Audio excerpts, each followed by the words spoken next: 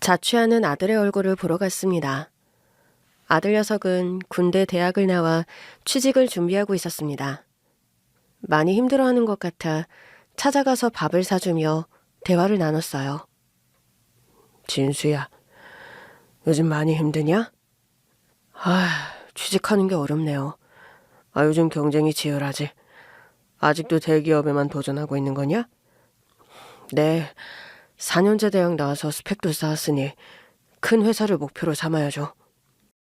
애비 생각은 좀 다른데 회사 크기나 연봉이 중요하다고들 하지만 자기 몸에 맞는 옷을 입는 게 중요한 것 같아. 제가 대기업에 들어갈 깜냥이 안 된다는 말씀이에요, 아버지? 아니, 그런 의미가 아니야. 자격이 있고 없고를 떠나서 네가 진정 원하는 것이 뭔지 확실하게 알았으면 좋겠다. 무조건 큰 회사에 들어가는 걸 목표로 삼는 것보다 뭘 좋아하고 하고 싶어 하는지 깨달았으면 한다. 진짜 원하는 게 뭔지 알았으면 좋겠단 말이야. 아버지, 그렇게 두루뭉술하게 말씀하시니까 헷갈려요. 그냥 저는 큰 회사에 들어가서 남들이 부러워하는 인생을 살고 싶어요. 부모님께도 자랑스러운 아들이 되고 싶다고요. 진수, 넌 이미 자랑스러운 아들이야. 태어난 순간부터 늘 그래왔어. 아들에게 조언을 해주려고 했는데 저도 제가 무슨 말을 하는지 헷갈리더라고요. 아직 저도 부족한 어른이었나 봅니다. 그래서 다른 경험을 시켜주려고 아들을 데리고 어디론가 향했습니다. 진수야, 마음 비우고 들어가는 거다. 긴장하지 말고 안에 있는 사람을 색안경 끼고 보지 말아라. 아버지, 보육원에는 왜 오셨어요? 애비가 여기서 몇 년 살았었다. 네? 아버지가 여기서 살았다고요? 그래. 애비 비밀인데 이야기 좀 해줄까? 네, 아버지. 보육원에 들어가기 전에 아들에게 옛날 이야기를 해주었습니다. 50년 전 9살이었던 저는 부모님의 일을 거들면서 학교를 다녔어요. 방과 후에 부모님이 시장 근처 바닥에 바구니를 놓고 채소 장사를 하셨는데 잘 팔리지 않아 도와드렸답니다. 어린애가 나와서 목청껏 떠드니 귀여워서 손님이 채소를 많이들 사주셨어요. 이모, 그냥 가지 마시고 때깔 좋은 상추랑 오이 보고 가세요. 호박이랑 양배추도 있어요. 아가, 너 몇 살이니? 9살이요. 내년에 10대가 됩니다. 아이고야, 부모님 돕는다고 욕본다. 호박이랑 오이 좀 싸줘라. 감사합니다, 이모. 아니, 누나. 자주 찾아주세요. 어리다는 무기로 손님들에게 애교도 부리고 넉살 좋게 말도 많이 걸면서 장사를 도와드렸어요. 아버지는 휠체어를 평생 타야 하는 불편함이 있으셨고 엄마는 신체 이상은 없지만 많이 마르셨고 힘이 약하셨어요. 그래서 부모님을 돕고 싶은 마음이 더 컸던 것 같아요. 시장 근처 길바닥 펼쳐진 채소들은 햇빛을 받아 더욱더 싱싱해 보이고 맛깔스러워 보여서 손님들이 불만을 표시하거나 환불하러 오시지는 않았습니다. 해질녘까지 일하다가 들어갔는데 돌발 상황이 가끔 생겼답니다. 저기, 여보, 나 싼 것 같아. 그래? 그럼 얼른 집에 가자. 현배야, 얼른 채소 챙겨라. 집에 가야겠다. 아버지는 허리 밑으로 감각이 없으셔서 당신도 모르게 바지에 실례를 했습니다. 기저귀를 차고 다녀서 흘러내리거나 남에게 큰 피해를 주지는 않았답니다. 단칸방에서 세 식구가 나란히 누워 잠들기 전에 아버지가 늘 옛날 얘기를 해주셨습니다. 현배야, 아빠가 어릴 때 말이야, 뒷산에 더덕을 캐러 다녔거든. 너 더덕 알지? 그럼 알지. 우리 밥 반찬으로 먹은 적도 있잖아. 그래. 그게 어떻게 생긴지 알 테니 이야기를 계속하마. 뒷산에 가서 친구들과 흩어져서 각자 봉투에 더덕을 주었거든. 다들 검은 봉지에 꽉 채워서 모였단다. 우린 더덕을 씻어서 부모님께 가져다 드리기로 해서 냇가에 가서 더덕을 씻으려고 두 손으로 들어서 씻기 시작했다. 그런데 이 더덕들이 손 안에서 사라지고 만 거야.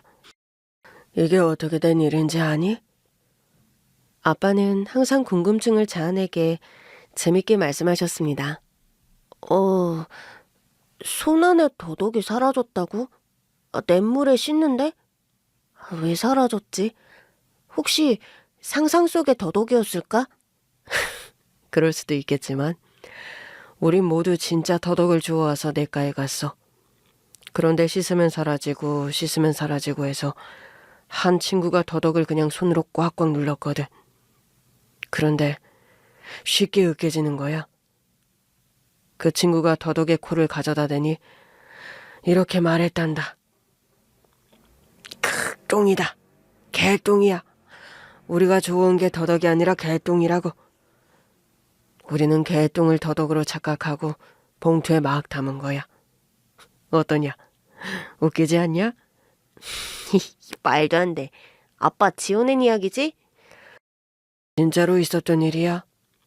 얼마나 황당한 상태였으면 아직까지 기억을 하겠냐. 오늘의 옛날 얘기는 여기서 끝.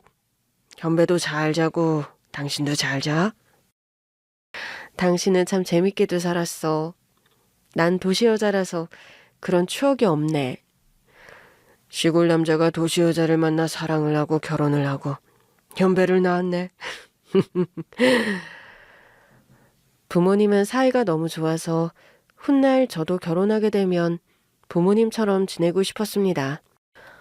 아버지는 엄마와 잘 때 팔베개를 해주셨는데 팔이 저려도 절대로 팔을 빼지 않으셨답니다. 14살이 되어 중학교에 올라갔고 가정은 더 화목해졌습니다. 학교 생활도 더 재밌어졌어요. 어느 주말 오전에 제가 늦잠을 자는 사이에 부모님이 도매시장에 가셔서 채소를 떼러 가셨습니다. 뒤늦게 일어나 부모님이 가셨을 도매시장으로 열심히 뛰어갔습니다. 시장이 가파른 오르막을 지나가야 있어서 숨을 고르고 오르막을 올랐어요. 멀리 휠체어에 앉은 아버지가 보였고 그 뒤로 엄마가 보였습니다. 휠체어를 고정해 놓고 엄마가 채소가 든 카트를 잡고 계셨어요. 제가 같이 갔어야 했는데 괜히 늦잠을 자서 엄마의 손이 부족했답니다. 그런데 휠체어가 내리막으로 갑자기 질주하기 시작했어요. 고정된 휠체어가 고장이 났는지 기겁할 장면이 눈앞에서 펼쳐졌습니다. 제가 달려가서 잡기에는 거리가 너무 멀었어요. 엄마가 내리막을 뛰어내려오며 휠체어를 잡으려고 손을 뻗었습니다. 이윽고 아슬아슬하게 휠체어의 손잡이를 잡았고 엄마와 아빠는 안도의 한숨을 내쉬며 멈췄어요. 저도 살짝 미소를 지으며 안심했고 부모님을 향해 손을 흔들었어요. 현배야, 조금 더 자지 않고 왜 왔어? 짐 들러 왔지. 거기 그대로 있어. 내가 올라갈게. 리집 아들인지 참 착하네. 현배야, 천천히 올라와. 금방 올라갈게. 가파른 언덕길을 올라가는데 속도가 나지 않았어요. 숨을 고르면서 올라가기도 했고요. 그런데 잠시 후 부모님 뒤에서 트럭이 빠른 속도로 내려오고 있었어요. 그 순간 멀리 보이는 운전자의 얼굴이 보였는데 눈을 감고 꾸벅꾸벅 졸고 있더군요. 엄마, 아빠, 피해요! 피해! 부모님은 뒤를 돌아본 순간 옆으로 피하려고 했지만 트럭의 속도보다 빠르지 못해 사고가 나버렸습니다. 부모님의 사고를 두 눈으로 목격한 저는 울부짖으며 뛰어 올라갔어요. 도와달라고 소리를 고래고래 지르면서 말이죠.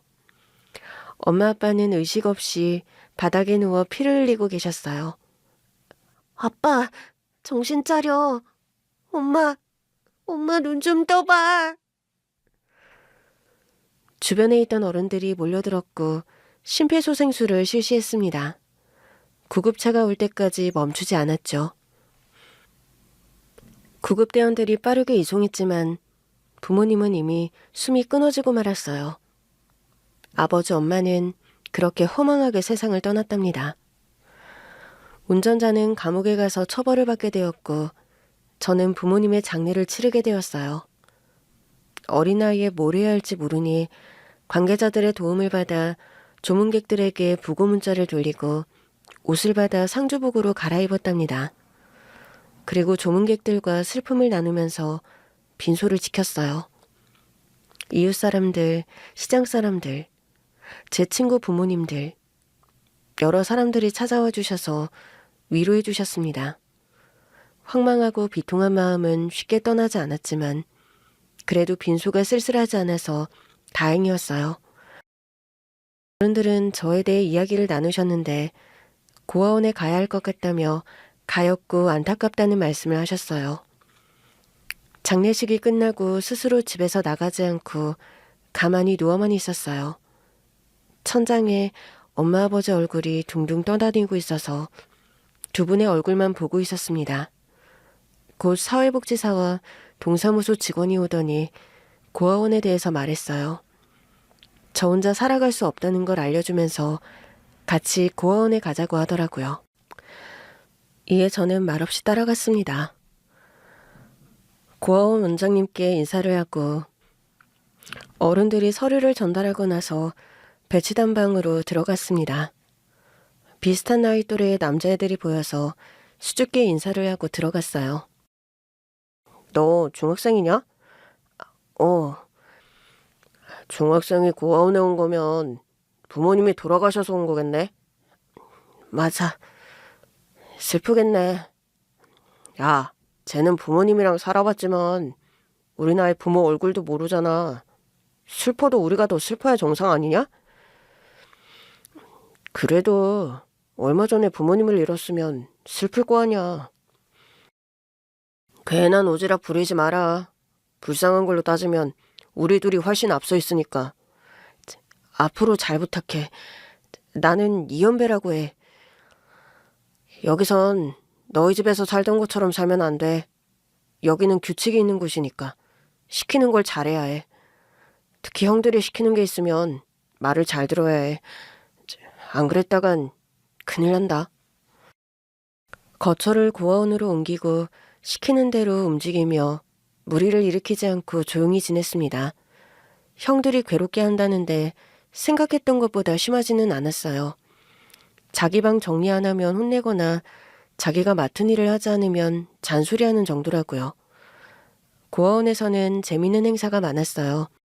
크리스마스 이브 전날인 12월 23일 날 많은 어른들이 선물을 들고 와서 저희들을 즐겁게 해줬어요. 중학생인 저는 크리스마스가 그저 그렇게 느껴졌는데 동생들이나 또래 애들은 아주 즐거워하더군요.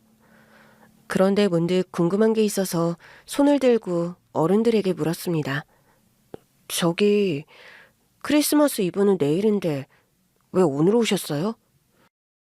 제 질문에 대답을 하는 어른은 없었어요. 무슨 말을 할지 기다리는데 무슨 죄를 지은 것처럼 아무도 말을 해주지 않더라고요.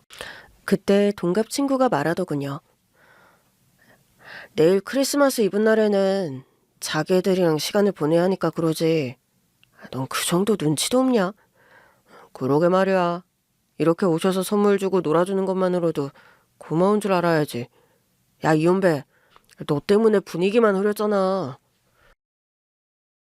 그 말을 들으니 괜히 민망하고 어색해져서 건물 밖으로 나갔습니다.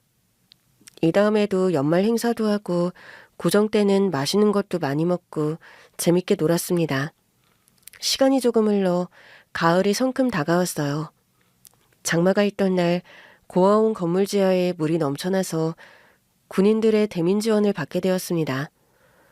군복을 입고 우비를 입고 터벅터벅 들어오는데 엄청 멋있더라고요. 지하의 물을 어떤 기계로 쭉쭉 뽑아내더니 더러워진 공간을 깨끗이 치워주셨답니다. 군인들 중 가장 높은 아저씨가 저에게 말을 걸었습니다. 넌 올라가지 않고 왜 계속 여기 있니? 그러다 감기 걸려. 아저씨들 멋지네요. 우리 엄마의 아버지도 군인이에요. 저는 엄마가 외할아버지의 이야기를 해줬던 것을 떠올리며 괜히 친해지려고 말을 꺼냈습니다. 그럼 외할아버지가 군인이라는 거야? 너 이름이 뭐니? 이연배요. 할아버지 성함은 잘 모르는데 아무튼 군인이래요. 부모님은 어디에 계시고 고아원에서 지내는 거냐? 돌아가셨어요. 사고로 같은 날에 떠나셨어요. 그렇구나. 안 된 일이구나. 자, 그만 올라가거라. 우리도 마무리하고 부대로 복귀해야 한다. 군인들은 멋진 걸음으로 고아원에서 벗어났습니다.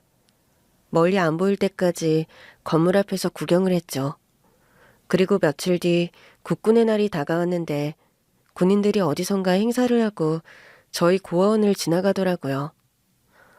그대로 지나칠 줄 알았는데 고아원 운동장에 우르르 들어왔습니다. 군용차에서 먹을 것을 꺼내서 아이들에게 나눠주었고 공책과 연필도 선물 받았답니다. 그리고 별이 4개가 있는 모자를 쓴 가장 높은 군인이 고아원 원장과 말을 주고받다가 곧 저를 불렀습니다. 현배야, 이리 와봐라. 얼른 뛰어가서 원장님 옆에 섰어요. 별이 4개 달린 모자를 쓴 군인 아저씨, 아니 군인 할아버지가 저에게 이름을 물었습니다. 네가 현배냐? 네 엄마 이름이 조연영이니? 네, 맞아요. 우리 엄마를 아시나요? 나 때문에 네가 이래 되었구나. 난 네 외할아버지다. 손자가 있는 걸 알긴 했는데 네 부친 부모님이 걷어주셨을 거라 생각했다. 그런데 그쪽 어른들도 오래전에 돌아가셨더구나. 네? 그러니까 제 할아버지라는 거예요? 외할아버지? 그래, 말하자면 이야기가 길어지니 안에 들어가서 나와 대화를 나누자. 엄마한테 말로만 듣던 외할아버지가 멋진 군복을 입고 고아원에 와서 저를 찾은 겁니다. 원장실로 들어가서 저에게 다시 사과부터 하셨어요. 미안하구나. 너무 늦게 왔지. 실은 네 엄마 아빠가 세상을 떠난 것도 얼마 전에 알았다. 나와 연락을 끊고 살아서 소식을 늦게 들었다. 저희 엄마랑 왜 연락을 끊었어요? 네 아빠를 내가 반대했거든. 가진 거 없는 가난한 사람이라서 다른 좋은 남자를 만나라고 했지. 네 엄마는 네 아빠를 포기할 수 없다고 집을 나가버렸고. 그래서 다시 찾아가지 않았어요? 제가 태어났을 때 궁금하지 않았나요? 네가 태어난 것도 나중에 알게 됐다. 찾아가려고 해도 어디에 사는지 모르니 찾을 방법이 없었다. 네 부모님은 내가 나타나면 헤어지게 될 거라 생각했는지 꼭꼭 숨어서 살았거든. 엄마가 할아버지 이야기를 몇 번 해주셨어요. 아주 멋진 분이라고요. 그게 정말이냐? 우리 딸이 그런 말을 했어. 그래도 이 애비를 아주 미워만 건 아니로구나. 그래서 저를 만나러 오신 거예요? 저를 찾아다니신 거냐고요? 그래, 네 부모가 그렇게 된 걸 알고 바로 찾아봤는데 소식을 들려줄 사람이 없어서 시간이 좀 걸렸다. 혹시 얼마 전에 대민 지원하러 온 군인 아저씨가 말해준 거예요? 대민 지원? 아니, 그건 잘 모르겠다. 난 공무원들에게 네가 어디서 사는지 알아봐달라고 했을 뿐이야. 얼마 전 네가 여기 고원에 있다는 걸 알았고. 아, 그때 군인 아저씨들과는 상관이 없군요. 그때 군인 아저씨를 붙잡고 할아버지에 대한 이야기를 한 이유가 저를 찾아달라는 신호였습니다. 부모님이 아닌 가족을 찾고 싶었거든요. 할아버지는 국군의 날에 부하들을 데리고 와서 아이들에게 먹을 것과 선물을 전하고 저를 데려가겠다고 하셨습니다. 이 할아버지랑 같이 가겠냐? 같이 살 수 있는 거예요? 그럼 같이 살아야지. 그러니 널 데리러 왔지. 현배야, 할아버지가 잘못한 건 많지만 너를 데리고 가서 키우고 싶구나. 부모님을 잃고 많은 상심을 했을 텐데 내가 가족이 되어 조금이나마 행복했으면 좋겠다. 따라갈래요. 그래, 가자. 외할아버지와 저의 만남은 드라마틱한 장면 하나 없이 어색하고 긴장만 흘렀습니다. 부모님이 돌아가신 걸 늦게 알아차렸고 저라는 존재가 고원해 간 걸 이제야 알아서 찾아오신 겁니다. 아무튼 외할아버지를 따라 아주 큰 집으로 갔어요. 그곳은 고위 간부인 할아버지께 지원한 집이고 나라의 것이라고 했어요. 드넓은 화단과 웅장한 건물을 보니 심장이 쿵쾅거렸습니다. 우와, 이런 데서 사셨어요? 진짜 근사하네요. 근사하지? 그래도 나중에는 여길 비워줘야 한다. 할아버지가 은퇴하면 다른 장군이 들어와서 살아야 하니 집을 깨끗이 쓰길 바란다. 그런 건 걱정하지 마세요. 저 청소도 잘하고 빨래도 잘해요. 공부 빼고는 다 잘합니다.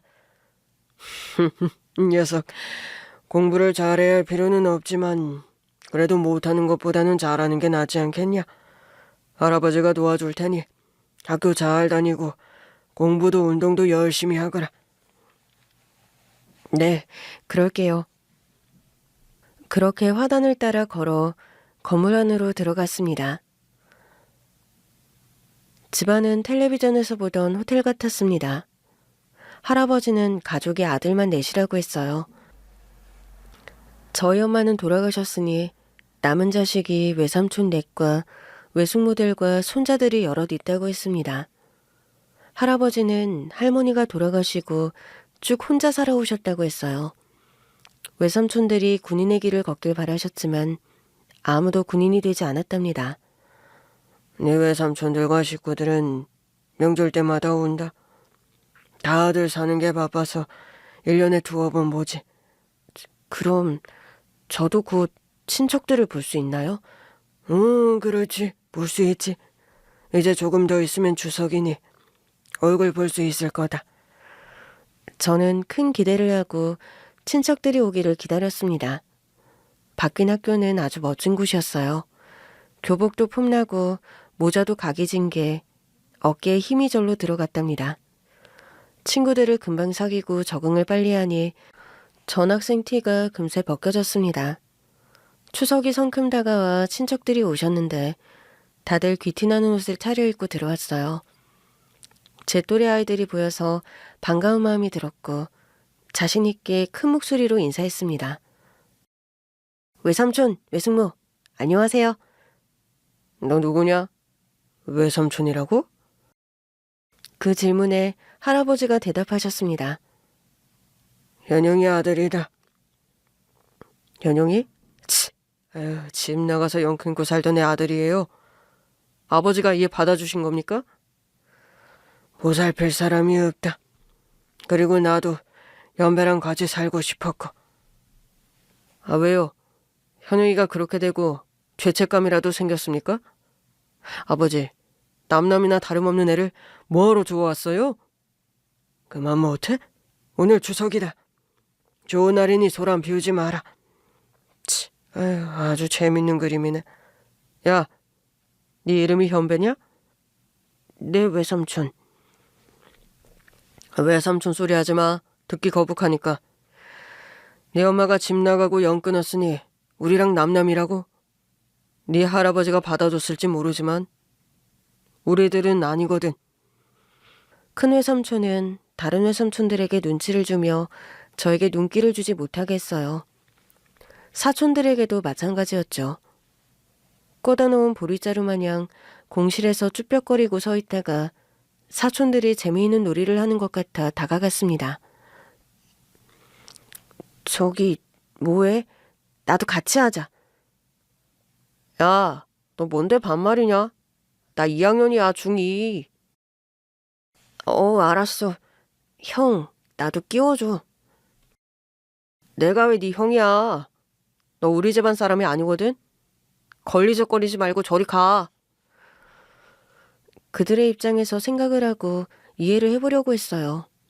그런데 도무지 이해가 되지 않았습니다. 저희 엄마도 당신들과 같은 형제인데 무슨 잘못을 그리 크게 했다고 이렇게 불친절하게 나오는지 이해가 되지 않았어요. 만약 저라면 매우 따뜻하게 대해줬을 텐데 말이죠. 추석 연휴에는 할아버지가 조용히 방에만 머물고 계셨고 저도 제 방에서 책을 펴놓고 공부만 했습니다. 친척들이 떠날 때 인사를 하러 나갔는데 모두들 제 인사를 무시하고 떠나더군요. 큰애 삼촌은 떠나기 전에 저를 주차장 옆 구석진 곳으로 불렀습니다. 야, 너 여기 왜 따라왔냐? 나중에 우리 아버지 유산이라도 한몫 챙기려고 온 거지? 네? 아니요. 제가 할아버지의 유산에 대해서 뭘 알겠어요. 저 그냥 어린애입니다. 고아원에서 지내는 걸 할아버지가 데려온 것뿐이라고요. 삼촌은 담배 연기를 뿜어내며 말했습니다. 그래, 조용히 지내다가 독립해라. 괜히 욕심내고 그러지 말고 착하게 살라고. 나중에 유산에 눈독 들이면 가만 안 둔다. 명심해라, 알겠냐? 네, 알겠어요. 그럼 꺼져. 외삼촌은 끝까지 저를 식구로 인정해주지 않았고 유산을 탐내지 말라는 경고를 하고 떠나셨습니다. 할아버지는 매일 6시에 군복을 다 입은 채로 현관에서 군화를 신으셨어요. 저는 씻고 나와서 인사를 드렸습니다. 할아버지, 잘 다녀오세요. 그래. 저기 그런데 연배야, 너 꿈이 뭐냐? 꿈이요? 그런 거 없는데요. 꿈이 없어? 그래. 그럴 수도 있지. 꿈이 무조건 있어야 하는 건 아니지. 알겠다. 다녀오마.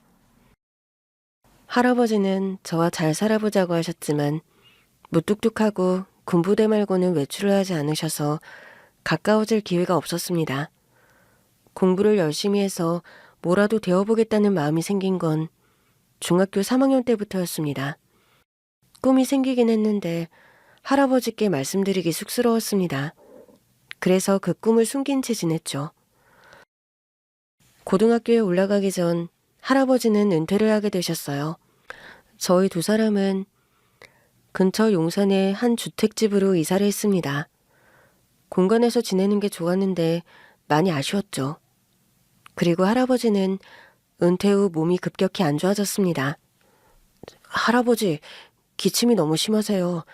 병원에 같이 가봐요. 괜찮다. 이 정도 가지고 무슨 병원을 가냐? 내가 군인 출신인 걸 잊은겠냐? 군인도 아플 수 있잖아요. 그리고 할아버지는 더 이상 군인이 아니에요. 녀석, 말도 참 잘하네. 현배야, 넌 이 할아버지가 원망스럽지 않냐? 원망스러울 리가요. 할아버지는 저한테 자랑스러운 사람이에요. 그렇게 말해주니 고맙구나. 내가 네 부모를 반대하고 내쳐서 끔찍한 결과를 낳았다고 생각할 줄 알았는데. 그건 사고였어요. 저는 눈앞에서 보고 사고를 막지 못했어요. 원망을 할 거면 제 자신을 원망했겠죠. 그래도 아버지와 엄마는 좋은 분들이었으니까 천국에 가셨을 거예요. 그렇겠지. 네 엄마 얘기를 좀 해줄까? 엄마요? 어릴 적 이야기요? 그래. 네 엄마는 아주 재밌는 사람이었다. 네 엄마가 아주 어릴 때 내 군화를 보고 새까만 게 마음에 안 든다고 학교에서 분필을 가져와서 하얗게 칠을 내놓은 적이 있다. 내가 출근하려는데 새하얘진 군화를 보고 얼마나 놀랐겠니? 엄마가 그런 장난도 쳤었어요? 항상 지혜로운 분인 줄 알았는데 장난기가 많았나 봐요. 그럼 엄청 개고졌지. 매일 말을 안 들어서 나중에 어떻게 그러나 걱정도 되기도 했지. 그런데 누구보다 착하고 똑똑하게 잘 컸다. 그런데 네 아빠를 만나면서 갈등의 골이 깊어졌지. 할아버지가 심하게 반대하셨나요? 네 외삼촌들이 반대가 심했다. 없는 집안의 남자와 결혼을 하느니 혼자 사는 게 낫겠다면서 무시를 심하게 했지. 아니지, 이건 변명이구나. 내가 반대한 게 맞다. 나 또한 네 아빠가 가난하고 못 배운 사람이라 반대했다. 네 엄마는 줏대 있는 사람이었으니 사랑을 끝까지 지키기로 하고 집을 떠난 거다. 그런데 몇 번이나 찾으려고 했는데 못 찾으신 거예요? 그래, 보고 싶어서 몇 번 시도했지만 꼭꼭 숨어서 살아서 찾아내지 못했지.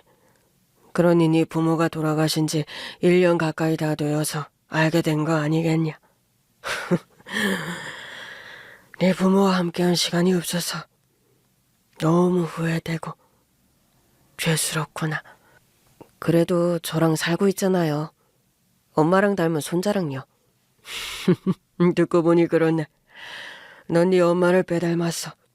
눈동자부터가 현영이랑 똑같아. 저는 이런 좋은 대화를 나누다 보니 용기가 생겼어요. 꿈을 말씀드리고 싶었습니다. 할아버지, 저 육사를 목표로 공부하고 있어요. 할아버지 같은 장군이 되고 싶어요. 그게 정말이냐? 내 아들들도 싫다고 한 군인을 네가 해보겠다고? 네. 고아원에 대민 지원하러 왔던 군인들이 제 눈에는 그렇게 멋있어 보였어요.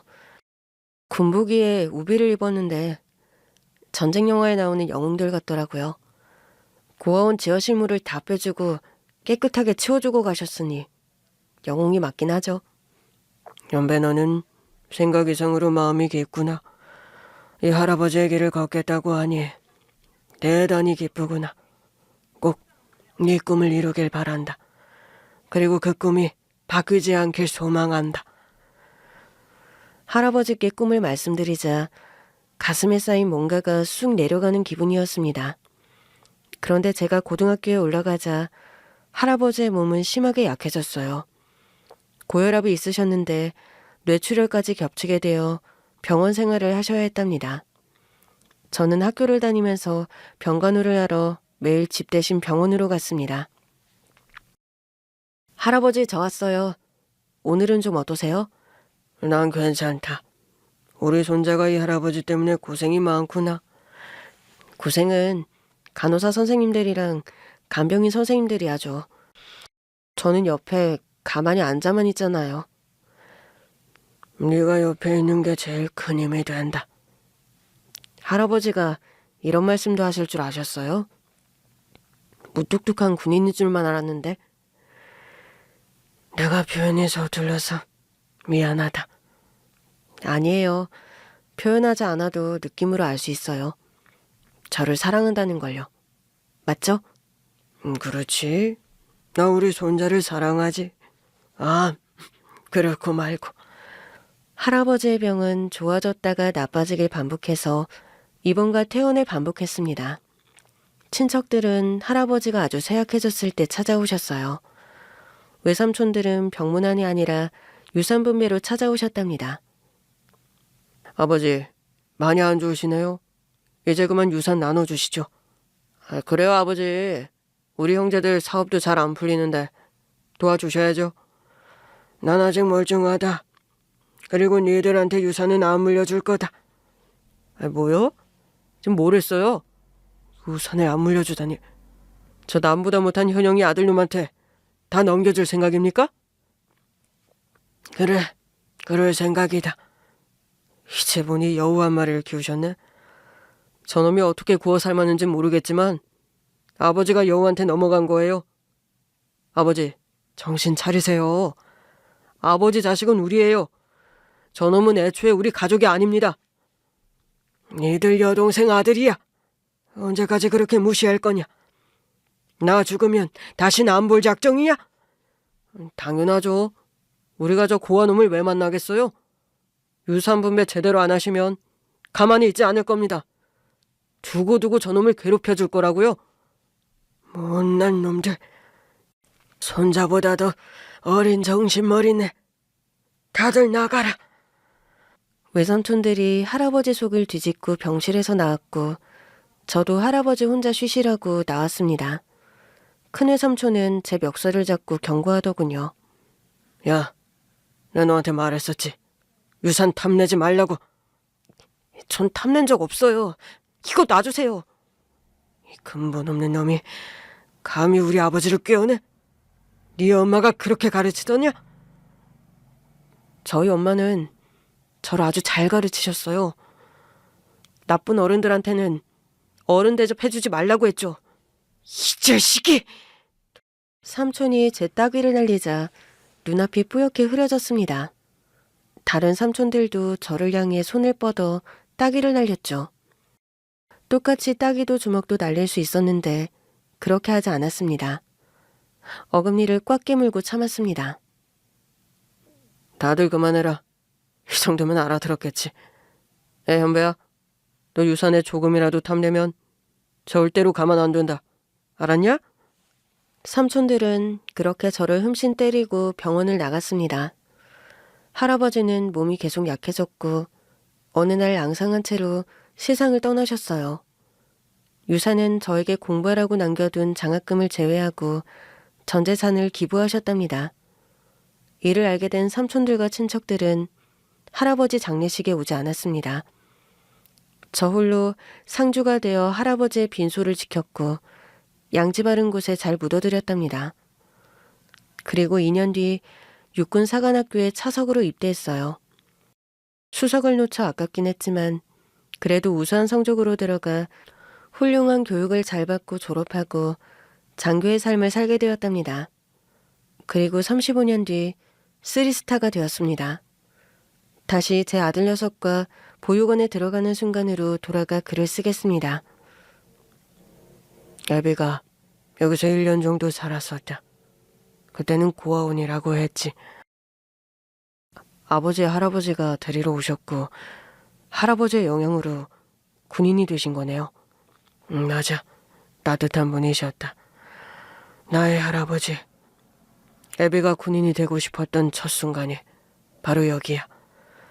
빗물로 잠긴 지하실을 말끔하게 해준 군인들을 보고 꿈을 꿨지. 아버지, 저더러 군인이 되라고 데려오신 거면 그냥 돌아가요. 병사로 2년 근무하고 나왔는데 또 입대하라고 하시면 곤란합니다. 녀석, 알았다. 군인대란 소리 안 할 테니까 들어가자. 오늘은 봉사활동하러 온 거야.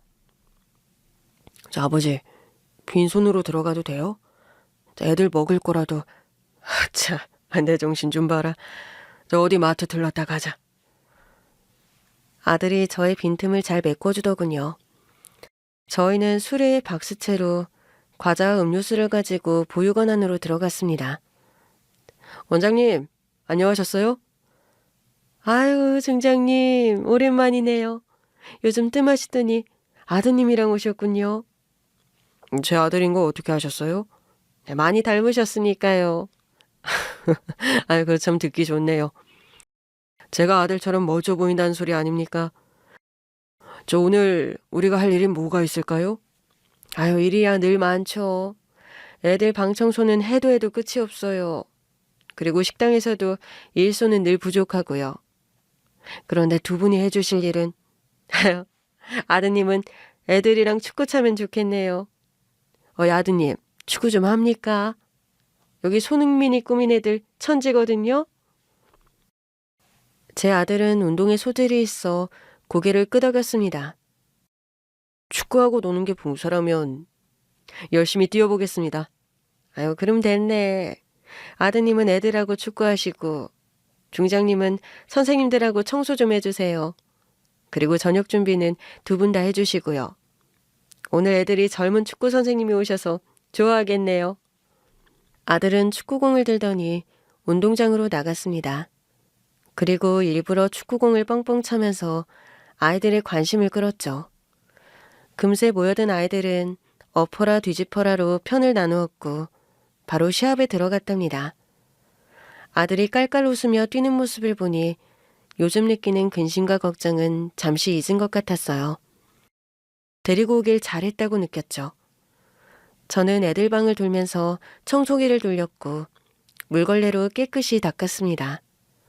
한 바퀴 뺑 돌면서 청소했더니 아들은 축구 시합을 전후반전을 다 뛰고 땀에 젖어서 들어왔답니다. 누가 보면 빈순이가 고생을 다 한 줄 알겠다. 청소는 내가 다 했는데 말이야. 아버지, 뛰어노는 게 얼마나 힘든 줄 아세요? 애들 우는 거 보셨죠? 저 엄청난 봉사를 했습니다. 그래, 아주 잘했다.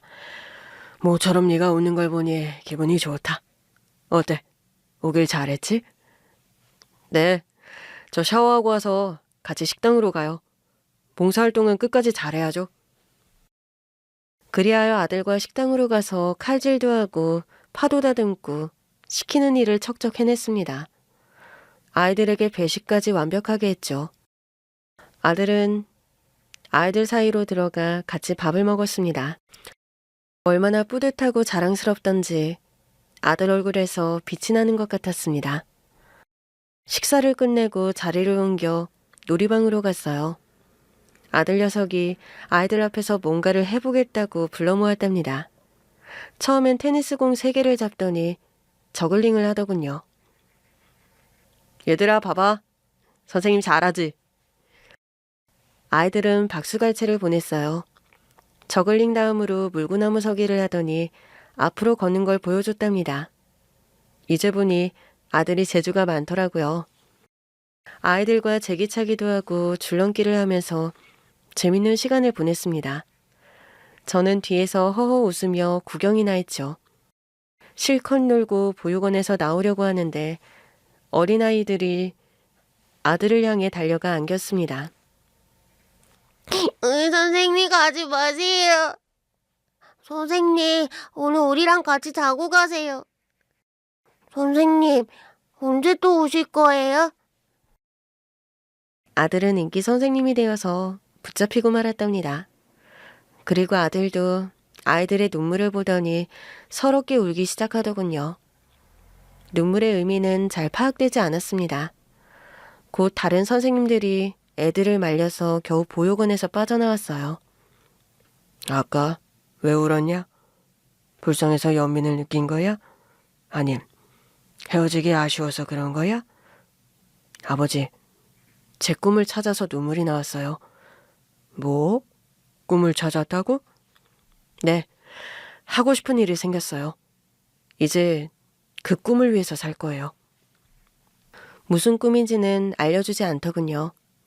제 할아버지처럼 무뚝뚝한 면이 있어서 입을 잘 열지 않던 녀석이라 그러려니 했죠. 평일날 아내의 배웅을 받으며 출근길에 올랐습니다. 수십 년 동안 아내는 늘 주차장까지 나와서 배웅을 해줬답니다. 여보, 그만 들어가. 다녀올게. 차 조심하고 부대 들어가서 안전사고 조심해. 어디 아프거나 다치면 바로 전화해. 여보, 나 당신 아들이야? 참, 별 걱정을 다 하네. 당신이 남편이지만 아들 같기도 하거든. 어이구, 그래. 아주 그냥 아들이라고 부르지 그래?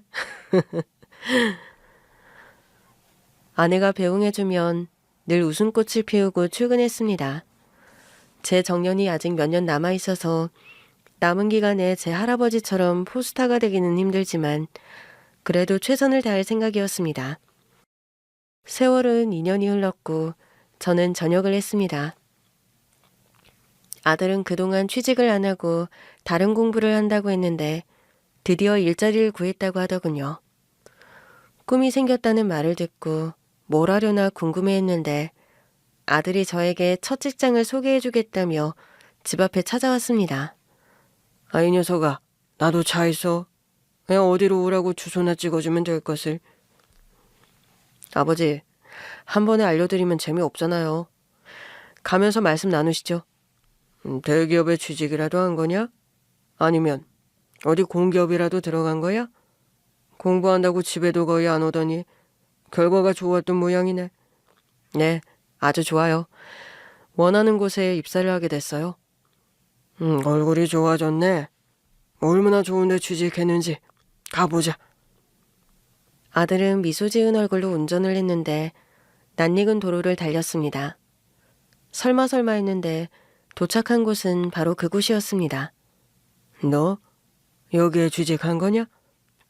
네, 제가 말씀드렸었죠. 꿈이 생겼다고. 보육원 교사가 되는 게 꿈이었어요.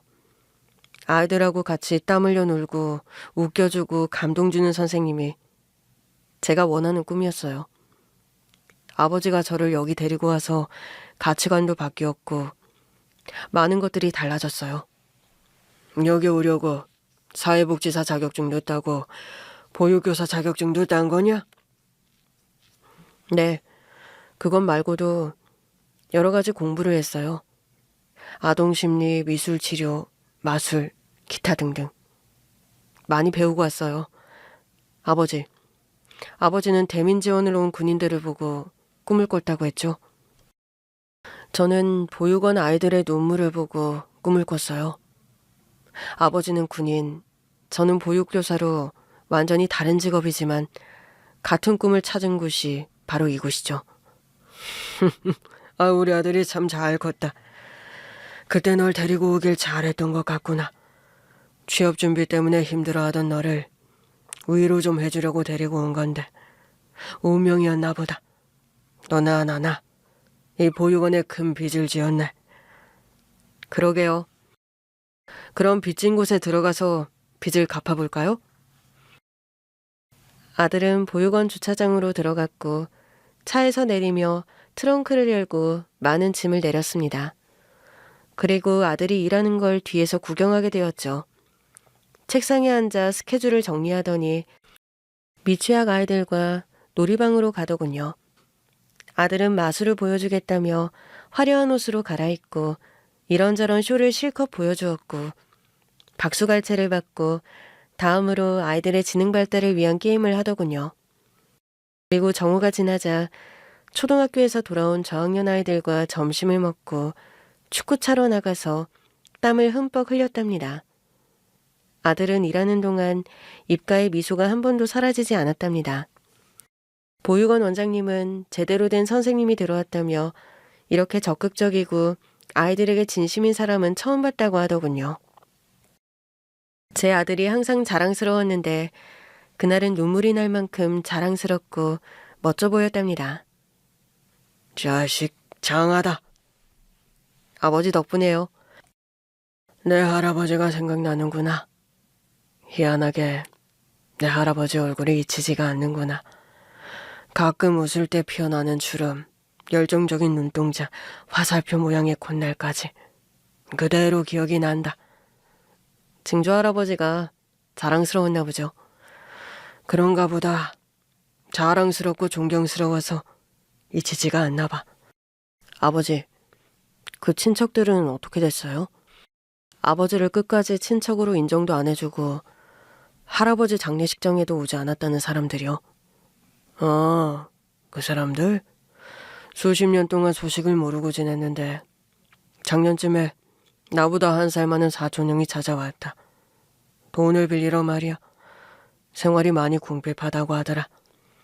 외삼촌들은 다들 사업 망하고 건강을 돌보지 않아 일찍 돌아가셨다고 하더라. 아, 그렇게 됐군요. 그래서 그분께는 돈을 빌려드렸어요? 아니, 그냥 주었다.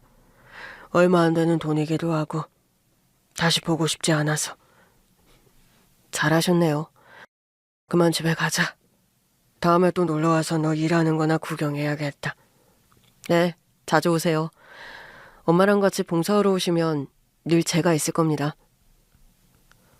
아들이 이룬 꿈은 진심으로 대견스럽고 자랑스럽고 위대했습니다. 제가 아들을 잘 키운 건지 스스로 잘 커서 일이 되었는진 모르겠지만 제 어깨에 힘이 바짝 들어갈 정도로 신이 나네요. 몇 달 뒤 구정이 다가와서 아들과 아내를 데리고 부모님이 안치된 납골당에 찾아갔어요. 사진을 보니 부모님이 제 자식 같더라고요. 젊디 젊은 나이에 떠나셨으니까요. 아버지, 어머니, 우리 아내랑 아들내미 데리고 왔어요. 아내는 천상천사예요. 내가 이런 사람을 본 적이 없습니다. 부모님이 제게 보내주신 여잔가요? 그렇게 믿겠습니다. 그리고 아들은 매우 자랑스러운 녀석이에요. 성품이 누굴 닮았는지 세상 천지에 제일 착한 아들입니다. 저는 젊었을 때 아들처럼 착한 사람이 아니었는데 말이에요. 아버지, 어머니, 거기서 잘 쉬고 계세요. 훗날 아들이 찾아가서 인사 올리겠습니다. 아내와 아들도 부모님께 인사를 드리고 하고 싶은 말을 전했습니다. 그리고 제 할아버지 묘지에 찾아갔습니다. 인부를 시켜 관리를 해서 주변은 아주 깔끔했습니다. 절을 올리고 술잔을 올렸습니다. 할아버지, 저도 은퇴했습니다. 할아버지가 은퇴하던 날이 엊그제 같은데 이젠 제가 은퇴를 했네요. 할아버지가 길을 아주 잘 닦아주셔서 제가 편안히 그 길을 걸어온 것 같아요. 비록 3스타로 전역했지만 그래도 할아버지께 버금가는 지휘관으로 전역했습니다. 할아버지와 처음 만난 날이 떠오르네요. 국군의 날이었죠. 멋지게 부하들과 입장하던 그 모습이 잊히질 않습니다. 멋진 군인으로 살게 해주셔서 고맙습니다. 아버지, 저도 한마디 해도 되죠? 증조 할아버지, 우리 아버지를 거둬주시고 길러주셔서 대단히 감사합니다. 저희 아버지의 가르침에 매우 소중한 꿈을 꾸게 되었고 그 꿈을 이루고 잘 살고 있습니다. 저도 이제 곧 30인데요. 저희 엄마보다 예쁘고 천사 같은 아가씨 좀 보내주세요. 야 임마, 그게 말이 되냐? 네 엄마보다 예쁘고 천사 같은 사람이 세상에 어디 있냐? 꿈 깨라. 아버지, 아직도 엄마가 그렇게 좋으세요? 당연하지. 네 엄마 내조가 아니었으면 내가 3스타가 될 수 있었겠냐? 그리고 널 누구보다 잘 키운 사람이 엄마야. 내가 아니고. 그러니까 앞으로는 네 엄마한테 감사하면서 살아. 아들과 장난스럽게 다투자 아내가 킥킥거리며 말했어요. 아유, 나 때문에 싸우는 거야? 오래 살고 보니 이런 날도 있네. 이게 다 당신 할아버지 덕분이지. 나도 한마디 해야겠네. 할아버님, 손자며느리 인사드립니다. 우리 남편 불쌍하게 자랄 뻔했는데 잘 키워주시고 훌륭하고 반듯하게 자라게 해주셔서 감사합니다. 모쪼록 천국에서 잘 지내시고 편히 쉬세요. 저희는 술잔을 다시 올리며 잘 계시라고 절을 올렸습니다. 그리고 아내의 부모님이 계신 납골당에 다녀왔습니다. 올해도 돌아가신 부모님들과 할아버지가 저희 가정을 잘 지켜주시고 행복하게 해주시리라 믿어 의심치 않습니다. 그리고 이 사연을 듣는 모든 분들의 가정도 행복하리라 믿어 의심치 않습니다. 앞으로 좋은 일 많이 하고 더 착하게 살도록 최선을 다하겠습니다. 감사합니다.